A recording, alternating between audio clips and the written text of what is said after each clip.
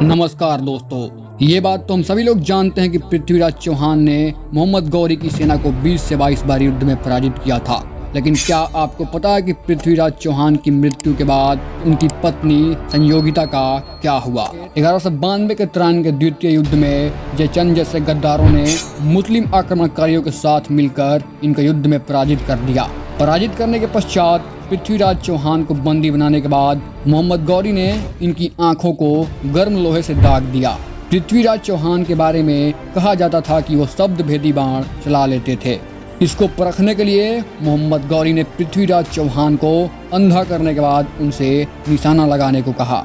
उसी वक्त उनके मित्र चंद्रबरदाई ने उनको कहा, 4 बांस 24 गज अंगुल अष्ट प्रमाण ता ऊपर सुल्तान है मत चुको चौहान। इतना सुनते ही पृथ्वीराज चौहान ने मोहम्मद गौरी के ऊपर बाण चलाकर उसे मृत्यु लोक भेज दिया।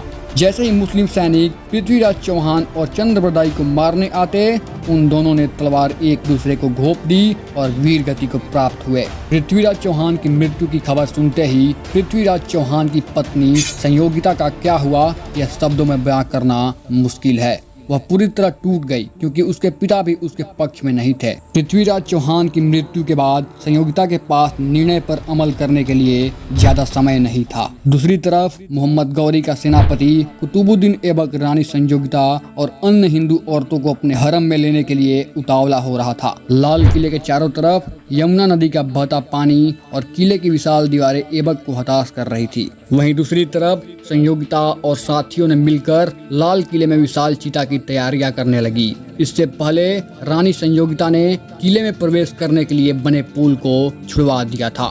किले के बाहर जो खाई थी उसे भरने के लिए कुतुबुद्दीन ऐबक ने अपने सैनिकों को आदेश दिया कि हिंदुओं को इसके अंदर डाला जाए और उनकी लाशों के ऊपर चढ़कर दीवार को पार किया जाए। जिन हिंदुओं ने अपना धर्म और संस्कृति का साथ नहीं छोड़ा और तरह तरह की यातनाएं सहते रहे, उन्हें उस खाई में डाला गया। जब खाई जिंदा शरीरों से भर गई, तब उन शरीर के ऊपर हाथियों को निकाला गया और दरवाजे तक पहुंचने का प्रयास किया गया। वहां पहुंचने के बाद भी हाथों से वह दरवाजा नहीं टूट रहा था।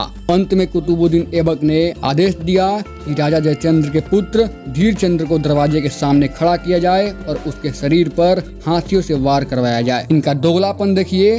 राजा जयचंद्र ने मोहम्मद गौरी का साथ दिया, लेकिन मोहम्मद गौरी के सेनापति कुतुबुद्दीन ऐबक ने उनके ही पुत्र धीरचंद्र को मौत के घाट उतार दिया। दरवाजा तोड़ने के बाद जैसे तैसे कुतुबुद्दीन ऐबक दुर्ग के अंदर पहुंचा, लेकिन वहां का दृश्य देखकर वह भयभीत हो गया। धक धक ज्वाला धधक रही थी। महारानी संयोगिता, उनकी ननद प्रथा और उनके साथ हजारों हिंदू वीरांगनाओं ने आन बान और शान के लिए अपने शरीर को अग्नि के हवाले कर दिया। पृथ्वीराज चौहान की मृत्यु के पश्चात पृथ्वीराज चौहान की पत्नी संयोगिता ने जौहर कर लिया। अगर जानकारी अच्छी लगी हो तो कृपया मेरे चैनल को सब्सक्राइब करें। हर हर महादेव।